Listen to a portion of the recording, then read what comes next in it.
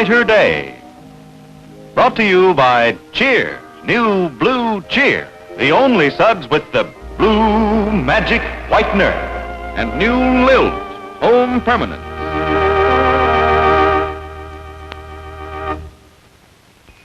Now, isn't that just like a boy?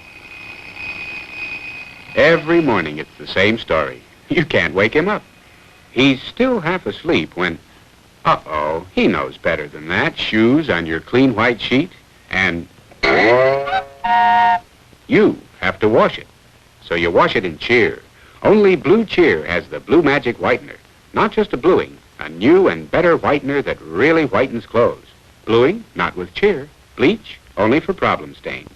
Cheer's blue magic whitener is different. So your boy has a snack. Watch out for your clean dish towel. And when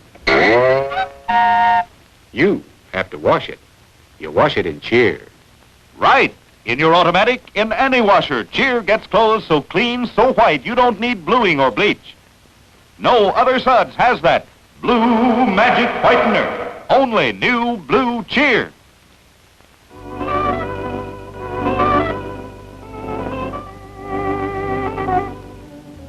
It's the day following the wedding shower for Sandra Talbot, the occasion to which Lydia Herrick had been invited. Lydia had wanted to attend this shower for Sandra, but once again her brother-in-law Donald, the man who pretends to be an invalid, managed to keep her from going. Now Reverend Dennis and Aunt Emily are at the dining room table, finishing their midday meal. Will you have some more coffee with your dessert, Richard? Yes, please, Emily. I phoned Patty to come and eat with us, but apparently she and Randy had already left the office. Oh? I declare, nothing can stop that child from working. Almost up to the very day she has the baby. Well, she's in good hands with a doctor like Sam Fletcher and a husband like Randy. You know, I was worried that she would exhaust herself last night being hostess for Sandra's shower. Oh, how'd that go, Emily? Oh, just wonderful. Sandra was so surprised and happy, as though she never dreamt anything like that could ever happen to her. I'm glad. That child can use some warmth of feeling around her. Yes. Oh, by the way, how did Lydia Herrick make out? She like the New Hope girls? I'm afraid she didn't come. I was very disappointed. Oh, I wonder why. She seemed pleased that you asked her. Yes, I know, but I'm sure it was some very good reason why she didn't come. Probably Donald's leg was acting up again. To hear Sally Eldridge talk, Lydia Herrick is a snob and doesn't want to bother with us New Hope people. That description hardly fits Lydia Herrick. I know, but Sally's decided on it anyway. I think you're undoubtedly right, Richard. Her brother-in-law probably had another attack, and, well, she just couldn't leave him. I think it's very commendable the way she worries about him. And after all, he is the brother of the man she loved and married. Yes. You know, Emily, I wouldn't be at all surprised if she were looking forward to the day when she'll be relieved of taking care of her brother-in-law. Oh, do you think so, Richard? I get the feeling she'd like to be free to pick up the threads of her own life. But what has she to look forward to now that her husband is dead? Well, then perhaps a new life. She's still young and attractive. She might even want to marry again. Oh, yes, I noticed that our Max Canfield seems interested. Oh, really? Yes, Richard. And there's something else. I think the fact that she never had any children has left her kind of sad and, well, with an empty feeling about it. Could be. Children play a great part in a woman's life. Yes. Even though my Harold is 3,000 miles away, I get a wonderfully warm feeling just thinking about being the mother of such a fine young man. And Patty's so looking forward to her baby in October. Oh, Richard, that reminds me. What are we going to do about Sandra's wedding announcements? Well, what are we supposed to do, Emily? Well, it's a ticklish problem since Sandra has no family or relatives. How should they read? Well, do you think the Devereaux would lend their name to the announcement? Oh, that would solve it beautifully, Richard. Oh, and I didn't tell you. Yes. Even though she didn't come, Lydia Herrick sent a beautiful gift to Sandra. Oh? A waffle iron. Well, that certainly indicates she meant to be there. Heavens. Now, that phone has been ringing ever since this family got up this morning. Emily, you'd better expect that from now on. The whirlwind of marriage getting closer and closer. Hello? Oh, yes. How are you today? Richard, it's Lydia Herrick.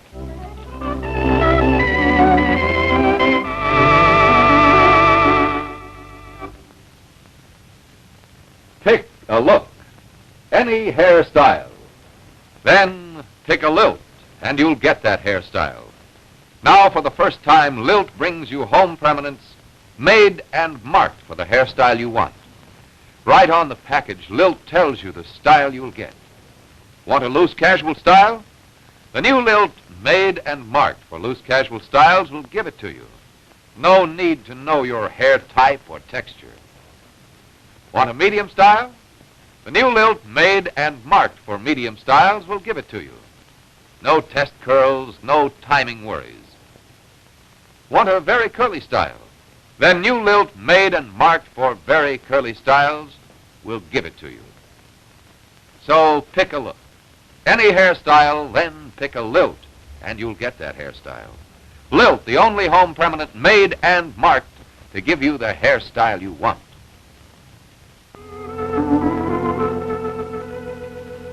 Emily, I do hope your niece Patty understood. Oh, I'm sure she did. Well, I wanted to come so much last night, but Donald was interviewing some possible secretaries from an employment agency over in Fort William. Oh, that was it. Yes, and he'd asked me to stay so that I could give him my reactions. It took the whole evening, which certainly wasn't what I'd anticipated, and it was a very awkward situation. Well, of course. Now, don't give it another thought.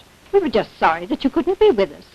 I'm the one who's sorry. I so looked forward to it, and, well, I was so touched that you would include me, a comparative stranger. Nonsense. You're not a stranger anymore. Now, do let's get together very soon. I know your brother-in-law doesn't want to go out for supper, but... Well, not right at this time, Emily. Well, I want you to know that we would love to plan an evening, a quiet, pleasant evening for him. Would you tell him? Yes, I will, and thank you so much. And try to make it soon, huh? All right. Goodbye. Goodbye. Well, do you think it's time for a little lunch, Lydia? Yes, I guess it is, Donald. The good people of New Hope after you, as usual? Donald, no one is after me. That was Emily Potter. I called her to apologize for not going to the Hamiltons last evening. Oh, Lydia, you're not still thinking about that silly shower, are you? I'm very sorry that I took longer than I expected to last night, so let's forget it, huh? I don't think we should ever forget our good manners. Of course not, Lydia. But you're much too concerned and thoughtful about these people. After all, they should be glad that we're here. You know, where else would they find an architect with a stamp and the background of Herrick Associates behind him? You know, it was just a stroke of good fortune and providence that Lucius Devereaux ran into us down in Florida. Well, it's that same providence that's footing the bill for you to build the youth center.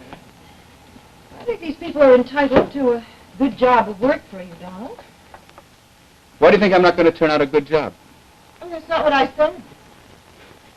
Don't worry, just as soon as they have their building fund subscribed and I have my staff assembled, well, I'll show them. Oh, that reminds me. Now that you've had a chance to sleep on it, what did you think of the secretaries I interviewed from Fort William? Well, it's still the same thing, Donald. I think Roberta Matthews is head and shoulders over the other applicants, and she has the experience you need, too. She has that, but that goes for the Wilkins girl, too. Let me see her card, please. She's had loads of experience. Yeah, she worked in a lumber camp upstate. She was a cashier in a movie theater in Milwaukee, worked in a department store in St. Paul. Now she's working in a fuel and ice company in Fort William. Well, Donald, I just think Miss Matthews seems much more suitable. She had almost 2 years working for a construction company in South Beaver Dam, and almost 4 years in an architect's office in La Crosse. There hardly seems any comparison. So your vote is for the Williams girl, for the Matthews girl? Decidedly. What are you smiling about? You know, there's a very serious thing. Very serious decision we have to make, because whoever gets this job is going to be working very, very closely with me. I don't know why you're so casual about it. I'm not casual, Donald. I just wish that... What do you wish? Oh, that I'd been in Boston while all this was going on and arrived in New Hope after it was settled. Now, why do you say that? Because I think that left completely on your own, without any reactions from me, that your decision would have been the correct one. And now, with you here to influence my opinion, you don't think I can pick the correct one? If I would ask you to vote for Miss Jones, your immediate reaction would be to vote for Miss Smith. Oh, now, Lydia... Donald used to do this all the time with Bart. You two brothers would get together and have the wildest arguments about styles and trends in construction. And sometimes, Donald, even though you wouldn't admit it, I know in your heart you agreed with Bart. Oh, Liddy, aren't you making too much of just the simple hiring of a secretary? And anyway, I've made up my mind. Miss Wilkins is the correct one. Very well, Donald. You know, I think that Matthews girl was all right, too, but she's a little bit on the dull side, a little too prim. I think this Bernice has more flair. You know, I don't want to work next to a sourpuss day after day. I think a secretary should have a little sense of humor. Or do you think that's impractical of me? No, Donald. Very well, then. Miss Wilkins it will be. I only hope her efficiency and loyalty matches her sense of humor. Oh, that's probably some more of your admiring New Hope public. It's probably some of your admiring public. You know, you're the sought-after architect here in New Hope, not I. Hello, this is Mrs. Herrick speaking. Oh, this is Max Canfield. Oh, yes, how are you? Who is it, Liddy? It's Max Canfield. Oh. Lydia? You still there? Yes, Mr. Canfield, I'm listening. Well, you're sounding mighty formal today, Mr. Canfield. You remember you asked me to check with you on the day of that concert I mentioned over at Fort William? Oh, yes, I'd almost forgotten. Well, now, don't tell me after my big build-up that you could forget the first open-air concert of the season. Well, I thought I might, knock off early this afternoon, and we'd take a leisurely drive up along the river and have dinner on our way over to Fort William. How about it?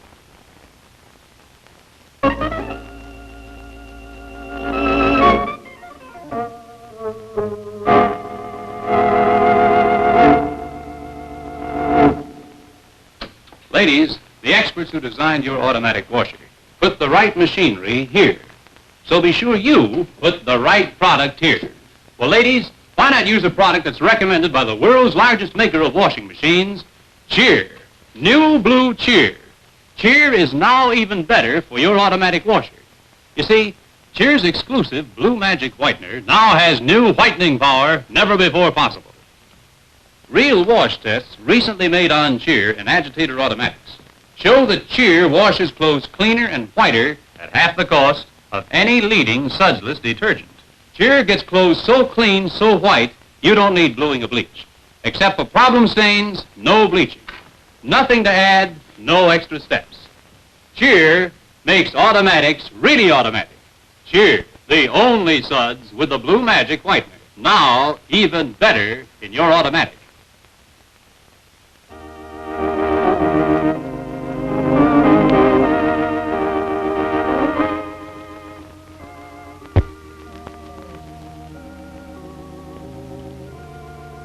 The Brighter Day, written by John Haggart, has been brought to you by Cheer, New Blue Cheer, the only suds with the Blue Magic Whitener, and Lilt Home Permanence for the wave you want, no matter what kind of hair you have.